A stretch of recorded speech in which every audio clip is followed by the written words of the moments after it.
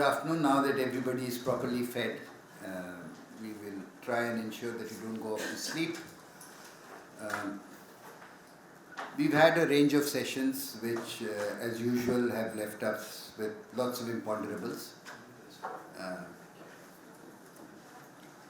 Being a lapsed academic, but with some peripheral interest in the world of academia, we are very good at making simple statements more complex and what is handleable a little less handleable. And this is, with all due deference to my friend Maya and others, it's a discourse which deeply influences the world of human rights. Because we started with fairly simple things, what we called civil and political rights. You can't bash up people, you can't detain people, freedom of speech, etc., etc. And at some stage we added economic, social and cultural rights.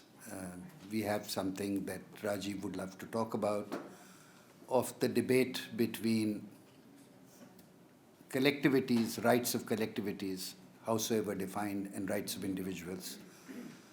And there is this concern that many of us have had over a long period of time with the proliferation of the number of rights that we keep on adding every time we come up with a new concern.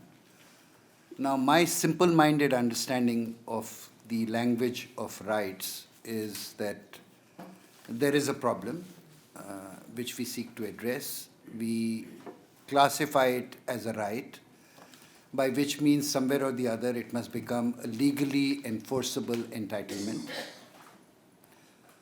And every problem, once it's converted into a right and a legally enforceable entitlement, then requires some order of assessment as to are we fulfilling that particular obligation of the state or are we not.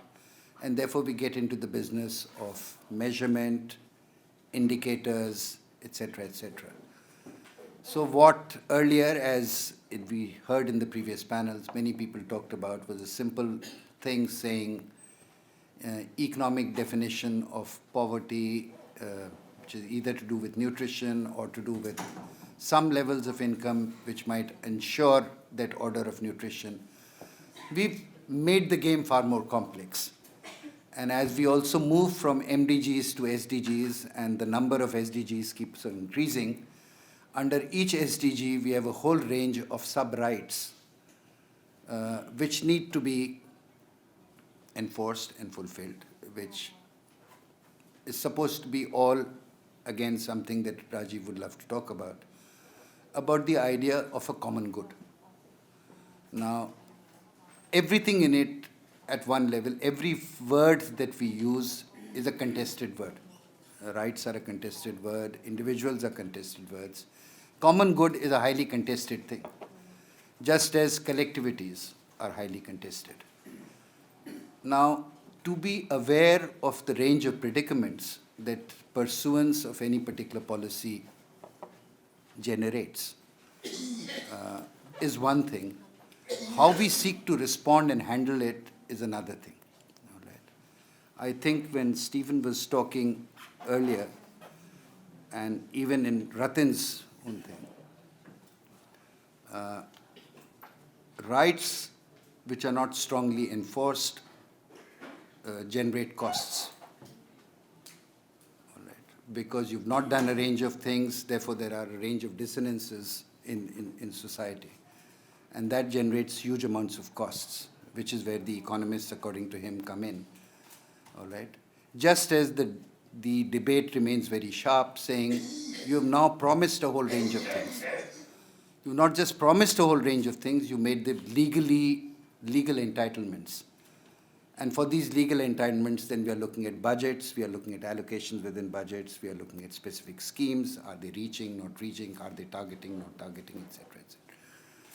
And without wanting to get into the debate of is this trend towards both proliferation and complexity a good thing or a bad thing? Is it making entities which are supposed to deliver more accountable or less accountable, which is constant debate.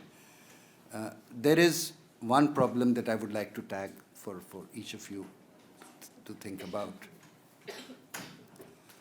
Is it that what I call gestural politics, that things which become important at any given point of time, we convert it into a particular frame, all right, and then we think we've done it, all right. Now, are these distracting from major demands on both state and societies at any given point of time? Other than the fact that when we want to deal with global systems, then the nature of expectations and demands that we have of the global system, depending on where we are located and someone else is located, are very, very different. And I think lots of examples were given from climate change and how you actually want to go about doing it. So making abstract announcements which indicate our normative desire to move in a certain direction is one thing. Concretizing it into a range of policies and programs which we can then monitor and hopefully hold someone accountable, either through the judicial process or through the political process, is something quite different. As, again, not just a lapsed academic, but as a lapsed activist, I have far greater faith in the idea of public action moving as a result of public demand. So more than the issue of what allocations you manage to do, how we actually run these things will depend on the nature of public concern that we are able to generate on a sustained basis. All right. Now that's my broad thing. Now we have a thing called economic perspectives on human development. Now, I mean, if I had not attended the earlier sessions, I would have presumed that this is the usual fight between the GDP types and the non-GDP types. That, we've got, look, at the end of it, we've got this one very robust indicator, which we know how to measure, which we can see it over a period of time. We can see cross-country or internal cross comparisons. And this works by and large. And everything else is related to it. So you can add 50 other things, but if you get rid of 49 and stick to this one, your rank ordering is not going to dramatically change, except on the margin. And this is a standard economist cop-out, that except on the margin. So, we always had this debate for the last 40 years that Kerala might be low on the GDP indicator, but is very high on what were earlier called physical quality of life, then called human development, etc., etc. And now that Kerala, as a result of remittance income, is somewhat better on the GDP game, all right, we've discovered a whole range of other problems that this HDI or PQLI set of indicators or that particular kind of debate does not capture with respect to Kerala. It does not, for instance, ever capture the fact that despite a much higher proportion of women in the workforce, despite much higher literacy rates and educational levels amongst Kerala women, the pornographic industry is the most developed in Kerala. Violence against women is extremely high, both within the household and outside. We've never been quite able to handle the inability of older systems of social cohesion and control when you have 30% or 40% of your working age population as migrants, either within the country or outside. What does it do to families? What does it do to society? What does new kinds of problems which come in? And therefore, the fancy slogan of God's own country often becomes fairly frayed when we talk in terms of Kerala.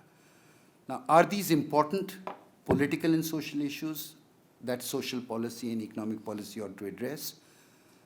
Are these things that the indicators are able to capture? Are these things that the economists, with their sets of measures and their kind of policy prescriptions, are able to address or not, are questions. The second and final opening comment of mine is that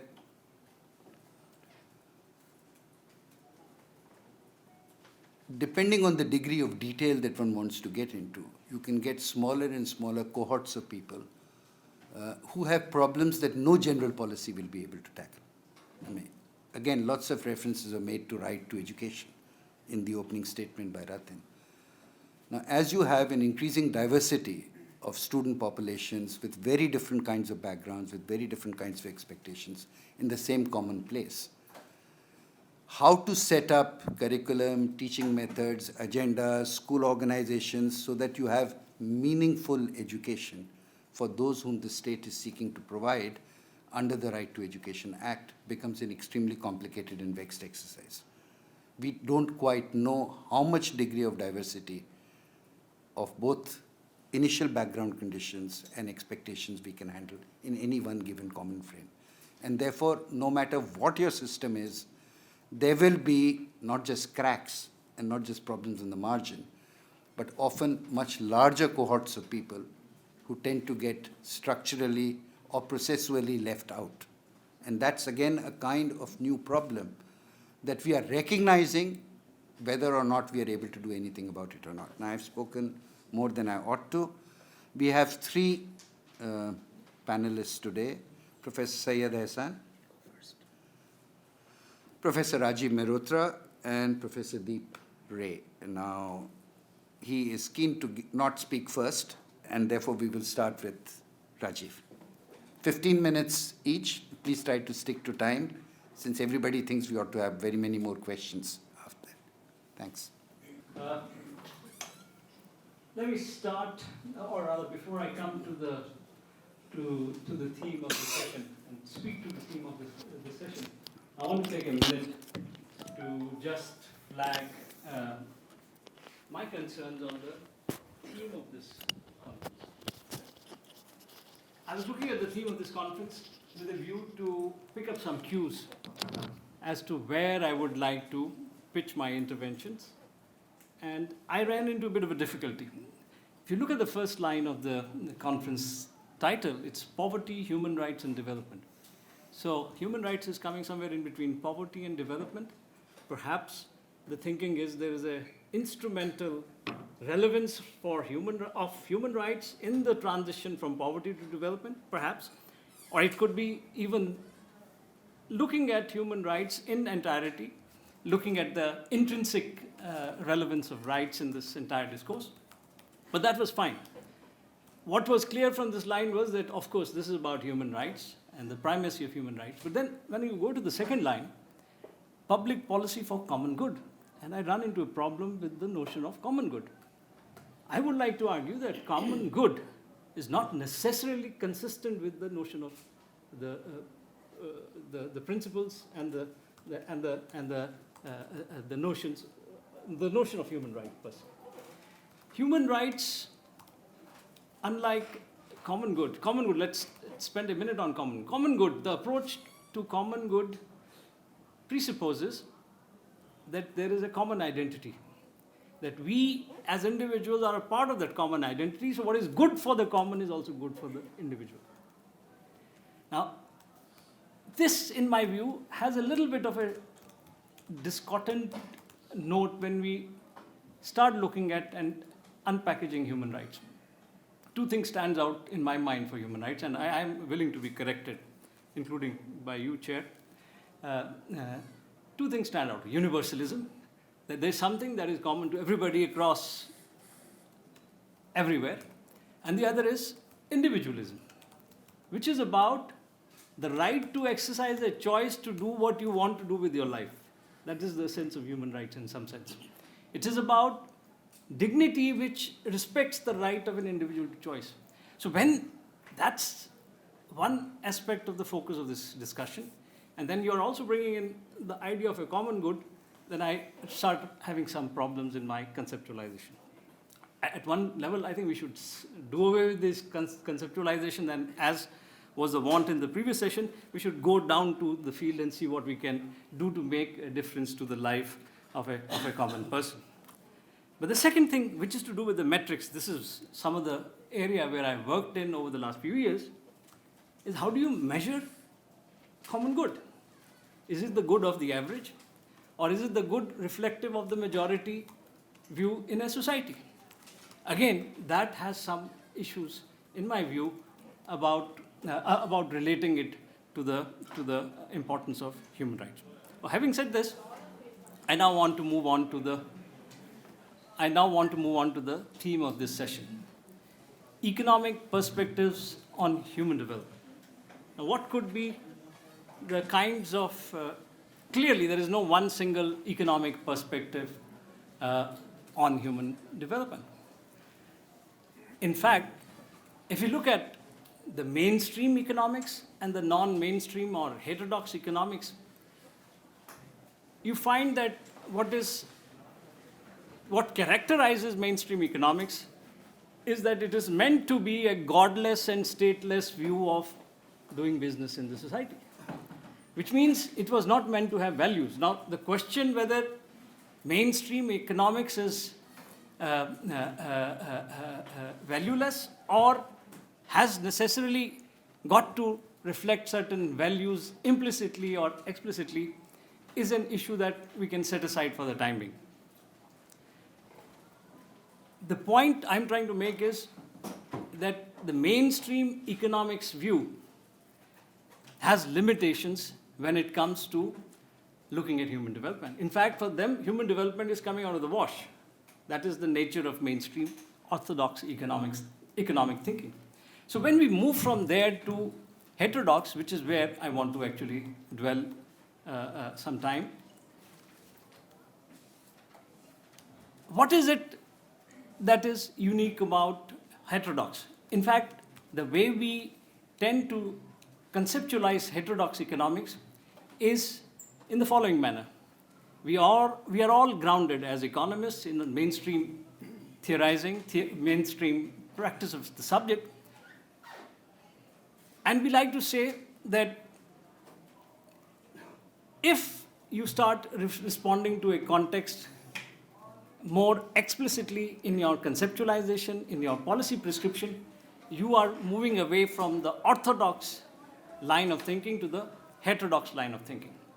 So it is the context-appropriate response of theory and practice which is where the body of heterodox thinking really started. But the thing that is missing in this is that you can't just simply create a body of thinking around the need to take on specific context. Of course, that is important.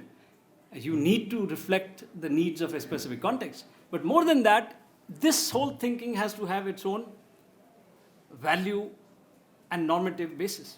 And I like to argue that the economic perspective for human development has to be therefore necessarily heterodox, and it has to have its own normative basis. And I like to go a step further and say that normative basis should come from the human rights discourse.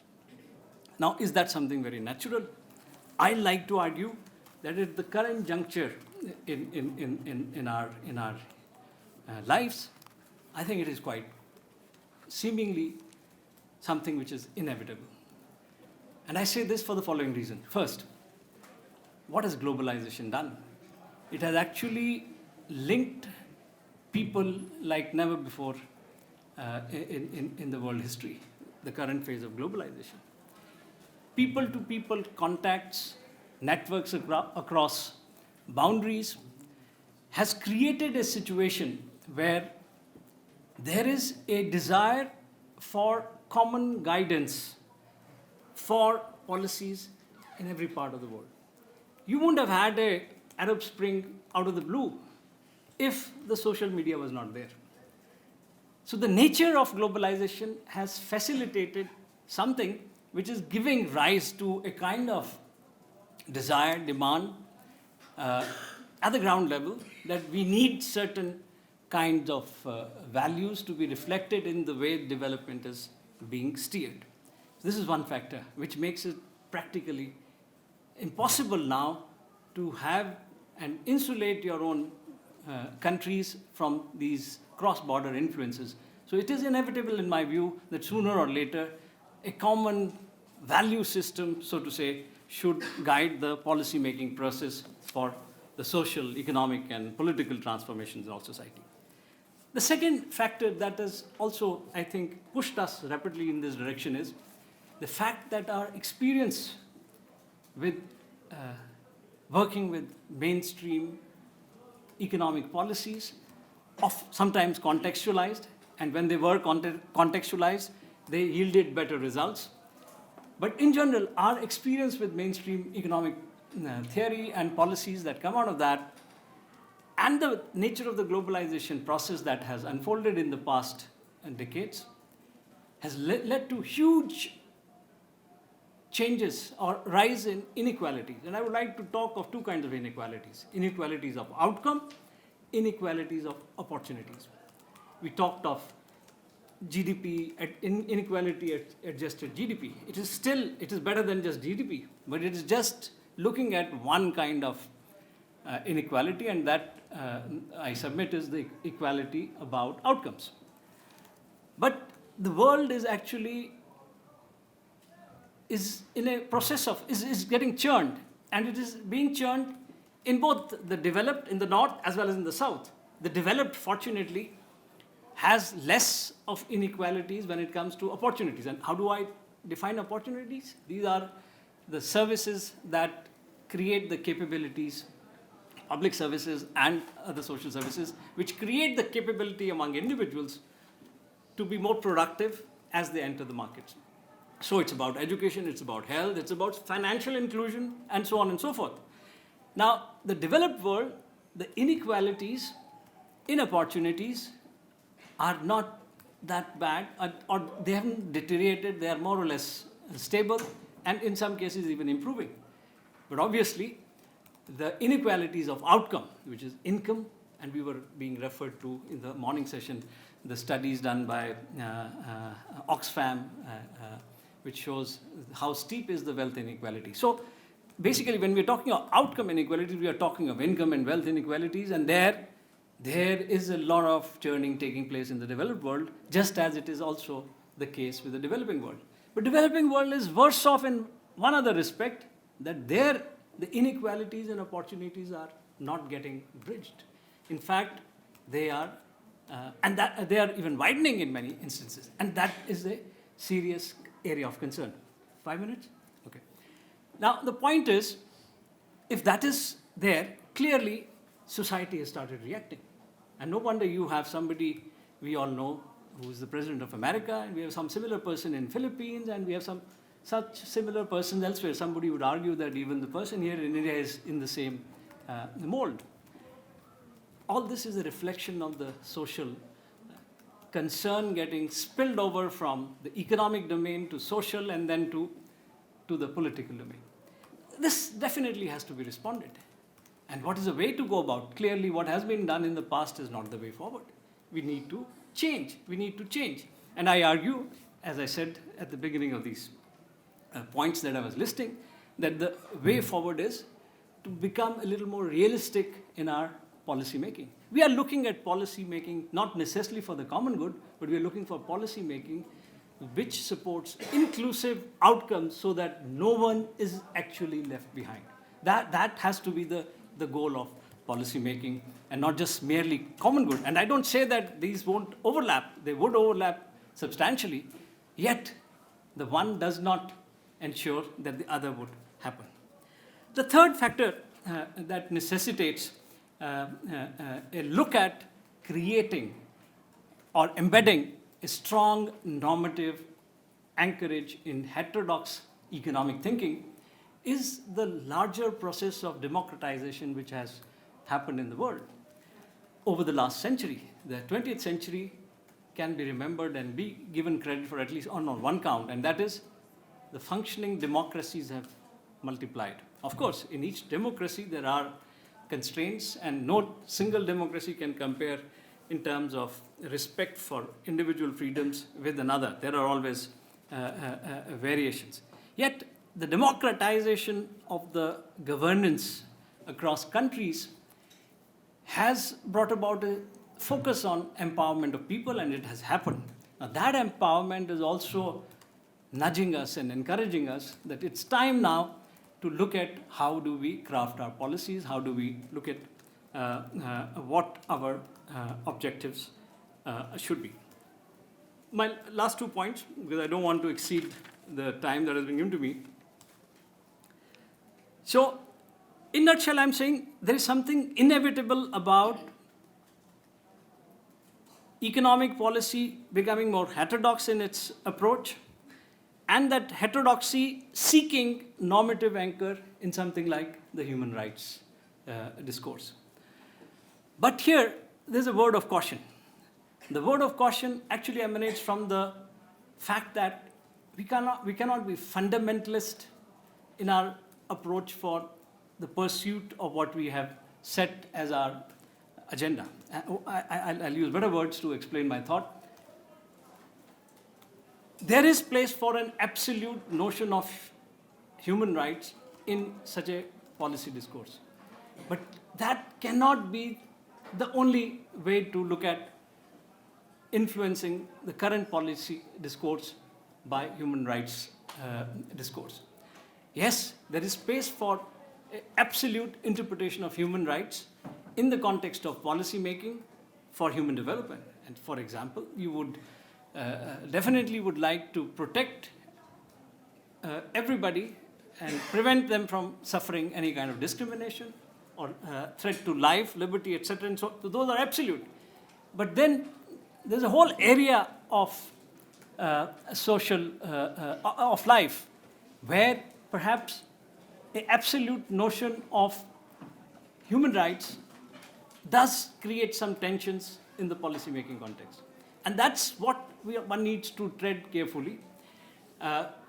Yes, one way is you progressively deploy the resources that are available and get to the goals that you have set for yourselves. So the point is, an absolute interpretation of rights in the policy discourse can be problematic.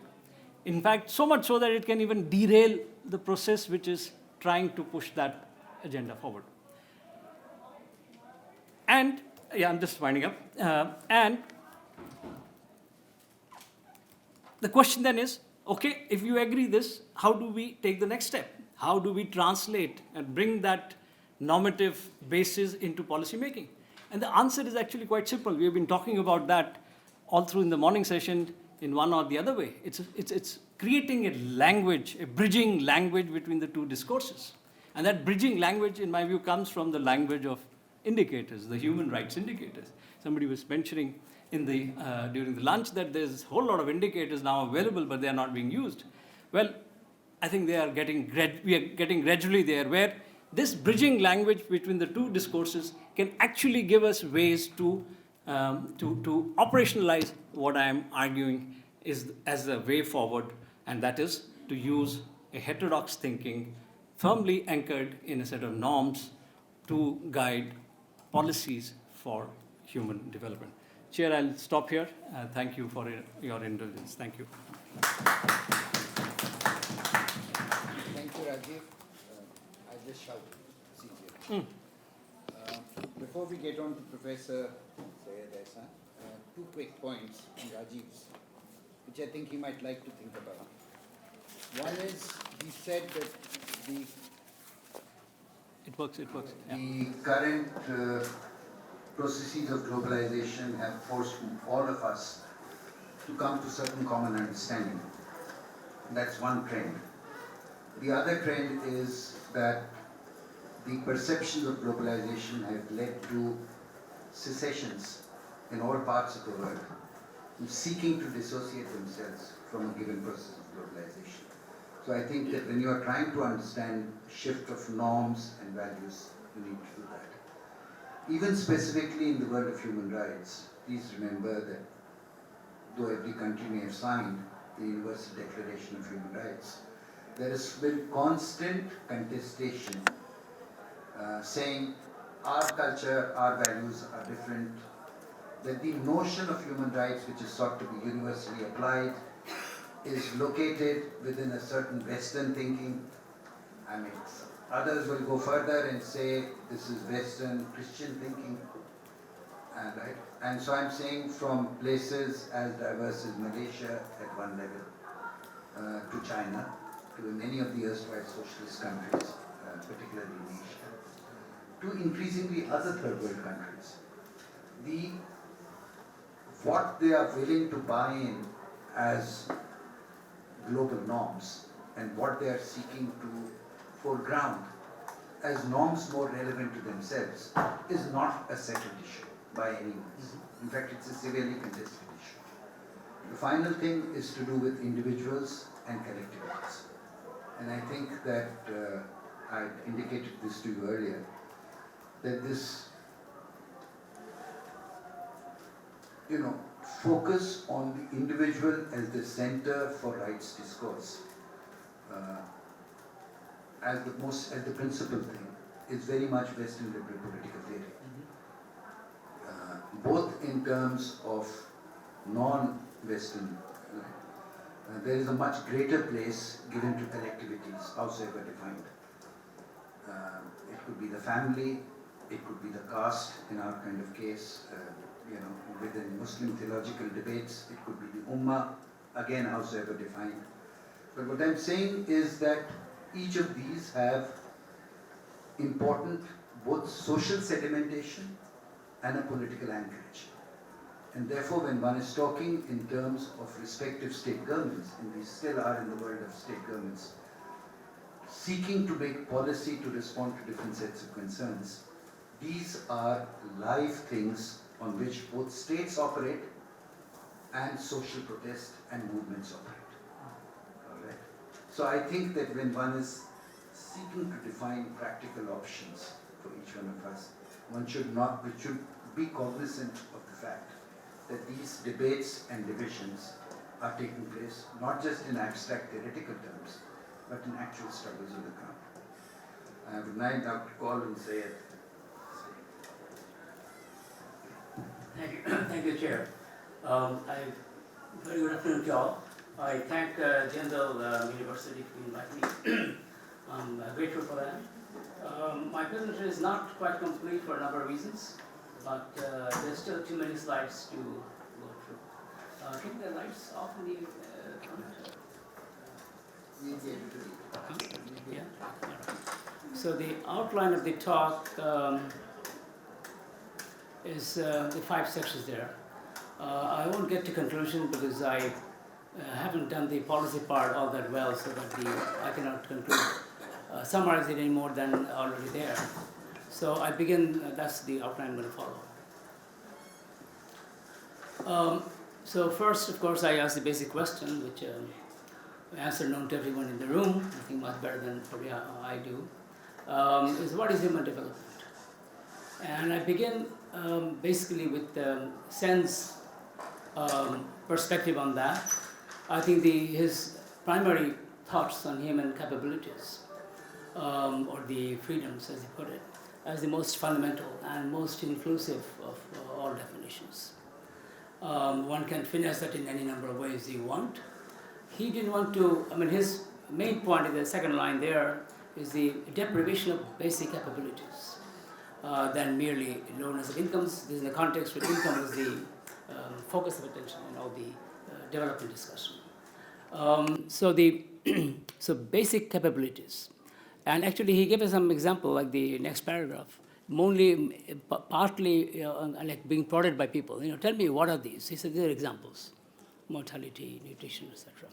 So these are not critical for his main perspective, which is really a philosophical one. And this idea has led to further conceptual work by Sabina Al-Khairi at Oxford and by Martha Nussbaum at various places that she's been teaching at. They both basically endorse Sen's views, position on this, and embellish it in many directions. So many are familiar. So the discussion there is mainly philosophical. To sum up, I would say that in terms of going forward, in terms of the rest of the discussion, I'll still, this is some sort of leap, that the main elements can be grouped into roughly 4, actually it should be 5 in terms of climate and environment, which I have no time to talk about. First, economic deprivations, poverty, job security, etc.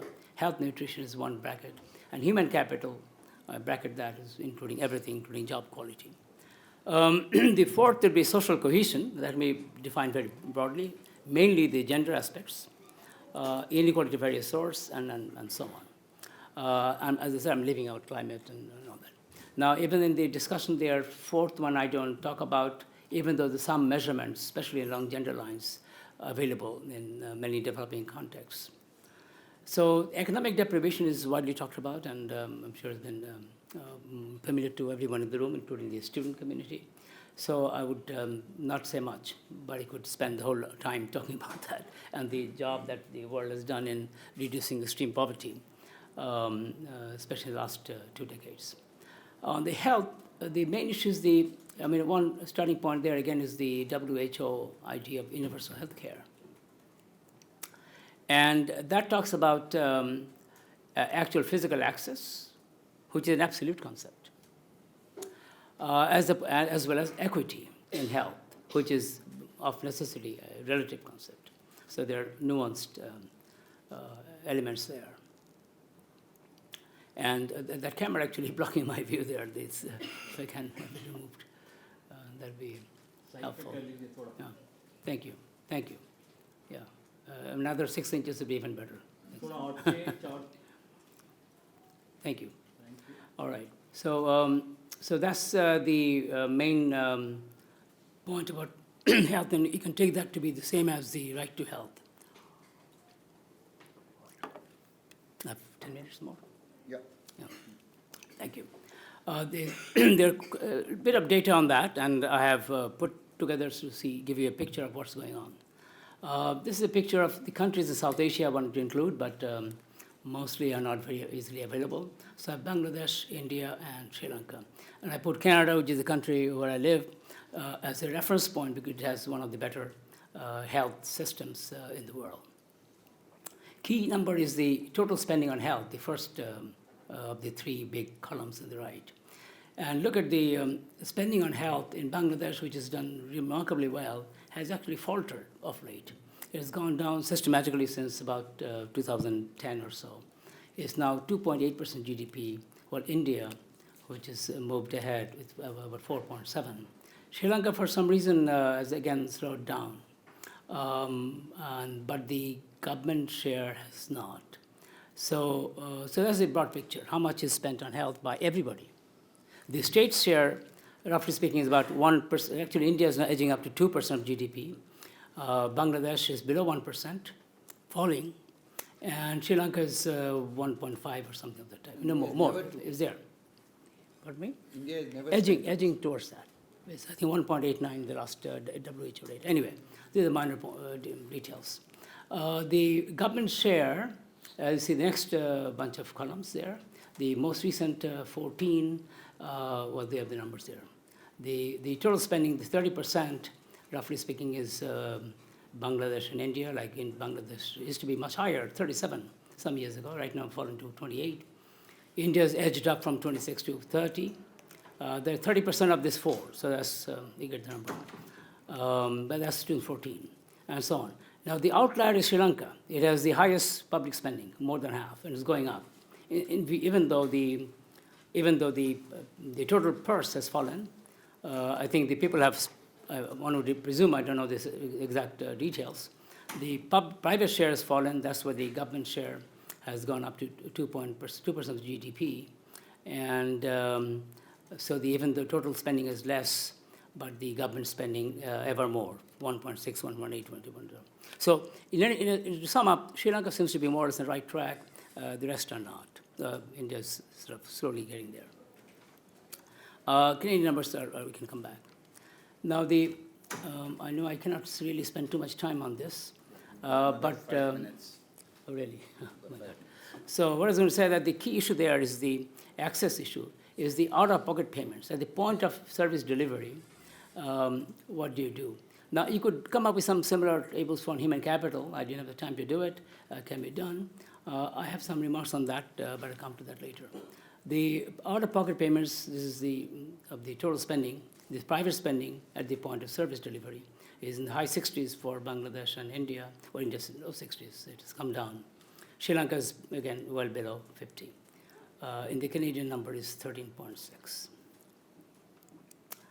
Now, what it takes to get to a picture of this type, I mean, a better picture, as you saw, the Sri Lanka spends 2% GDP. So basically, you need something like, to have a proper system to something, I think, in the order of 2 to 3% minimum. And none of these countries are really prepared to do that. It's a political as well as a budgetary issue. Okay. I mean, Bangladesh share has fallen systematically since the last 4 or 5 years. Now, on human development ideas and human rights, basically the UN initiatives. Basically, as everyone knows, UN want to implement the capability idea numbers, and that's where the project began. And so this is, I review here the human development indicators has evolved since 1990. And they basically talk about 3 things again. The economic aspects, which is standard of living, health issues, and education. In the beginning, education was only literacy, now it's widened a bit. Now, of course, measurement.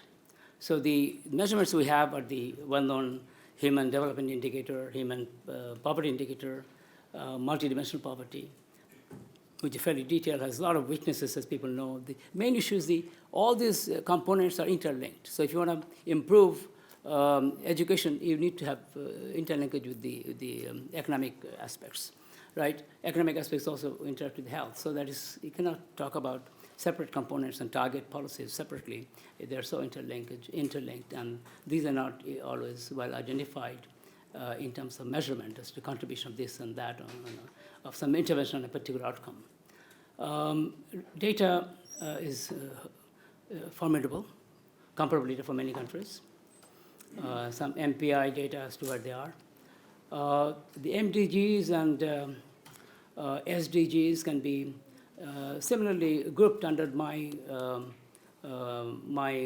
own divisions of economic deprivations of the 4 kinds. Others have done similar things, so it's nothing, I mean, one can do whatever is convenient at the time. Educational measurements, I don't have time to do it, but one of the issues is that while the enrollment and things have moved up, I know certainly for Bangladesh, the standards have fallen dramatically. So many people end the grade 10 public exam, the secondary level, with perfect score, the so-called A5 or something, the 4.0, the 5.0 GPA, that they can't get mission colleges. Whatever you write a page and a half, you get A+. Whatever it is, it's regarded pretty much, I mean, often come out in the press. That's a, slipshod, but there's some truth to that. So in the race to build up numbers, the quality has been thrown out. Now, the issue is really policy, and since the limited time, maybe I get 2 minutes. Okay, you're running. I mean, one of the issues is whether micro policy is more important, like sort of specific targeted things at individuals, households, and individuals, as opposed to macro policy, which is one size fits all kind of thing. Now, before even addressing this macro, as an economist, I think what you all recognize, there's something we call ex-ante measures and ex-post measures. Ex-ante is to fix the rules of the game, the dream of the Constitution, so to speak, so that the resources can be allocated properly right, scores, public security, etc. Next is the building of supplementary institutions like Supreme Court, Election Commission, regulatory bodies, antitrust, Anti-Monopoly Act, and all those things. And well, of course, the stock market, the SEBI, and everything is important. So these have to be independent. And in many of these developing countries, I'm using the word now that we're no longer LDCs, we are like low, middle income, something. So I think we call still developing countries, SDCs. Okay, all right. So the still developing countries need to have more work to do. Some are better than others, but each has to learn from the others in the region, whichever region you talk about. I have basically South Asia in my mind when I talk about practical numbers. Implement human rights. I didn't get to spend too much time on that. That's work in progress. But I think the human rights and human development, as have been argued all day today, has basically said that they can be merged together and they're one and the same in many important ways.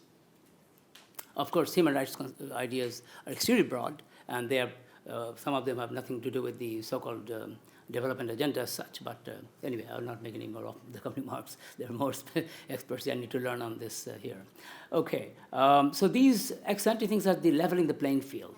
Okay, and exposes that even if everything is done perfectly, which they're rarely done, many fall through the cracks. And as the chair said, not only just quite a few, maybe groups of them maybe also, which call for remedial measures, transfers, safety nets, targeted, mostly target, which are most often are micro kind of oriented policies. I'll give a little example. Wages are falling in a certain industry. Why? Did the productivity go down? That would be the first thing the economists would say, the mainstream economists, excuse me. Or the wages are below productivity. You'd figure that out. That means some say monopoly power, employers are too powerful, too many large army of the unemployed or underemployed, etc. Physical, emotional challenges can force people to fall through the cracks, and discrimination of various sorts, and one can go on. So these are some pictures about falling share of labor income in the world in many groups of countries from a table, published table. This is a picture about Chinese garments industry. Look at the productivity blue line moving up, and the wages are not moving up as much. They are proportional, roughly speaking, but they're not. They should be equal. I mean, value in terms. So workers get paid the value of the product. I mean, that's the Adam Smith Marshall theory. So we need policies. So creation of quality jobs. Developing country experience shows there's also the nuances there. The production workers, non-production workers. In the Canadian case, Canada-US case actually, last 10 years or so roughly, when data is available, turns out that within the factories, manufacturing units, the proportion of jobs which non-production workers, like managers or whatever, backroom boys, have grown relative to the floor jobs, the manufacturing, the production workers, number one. And the salaries have also, of course, risen more for the other group and less so for the manufacturing workers. This is so-called quality jobs. And the key author is Dan Tuffler, a very bright economist out of Toronto. And he says, the low gain of the workers give you buy a coffee, but not Starbucks. So that's that. So now I go through a series of things that come to my mind from some work I've done, mainly in the health context, equitable, all these things, which I have not been able to really do a good job. And maybe I'll just summarize in 1 minute, a few other things and so on. Okay. But anyway, so inequality is the major issue, all right, and that can be fitted in with the earlier framework in many ways, with certainly social cohesion. Now, inequality of incomes can be addressed by safety net, universal pensions, etc., which many people are talking about in many countries, even developing countries. But the inequality of wealth, Ruthin Roy raised this, and this is a bread and butter issue for his institute. The inequality of wealth cannot be dissipated by any income tax measures, much though Mr. Piketty has talked about having very high taxes. No country has been able to do that, and it will not work. So that angle of inequality will probably remain for a long, long time. The inequality due to this apps and technology gains like Zuckerberg and so on, these guys are very smart, so they probably don't need to spend all the money they have, and they probably have to give charity away. So there's a way to how to induce such parting of your inheritance, so to speak.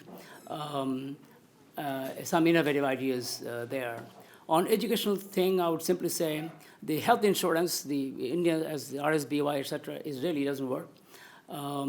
You need publicly funded universal thing where maybe the higher income people like my colleagues here would pay and the rest wouldn't pay, basically.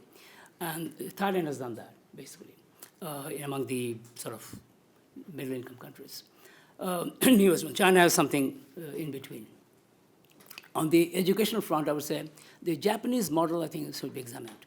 In Japan, as far as I know, only a very handful of universities are so-called funded by the state. So they call them like your central universities. They don't call it so, like Tokyo University, Kyoto University, and a few others, okay, Osaka University. Everything is private, and the model is very interesting. It's not unlike the US one. I don't know the US one less better, much less. It's 1/3 foundation money, 1/3 student fees, 1/3 government money. If you have some regulations, curriculum, etc. So this allows them to run great institutions, great universities. Hitotsubashi is I think it's a private university. Waseda, I think, is a private university. Keio University, private university. I have taught myself at Seikei University in outskirts of Tokyo. Tremendous. So I exceeded my time. I'm sorry for the next speaker. I hope I didn't take too much time from you. Thank you. Thank you. Thank you, everyone.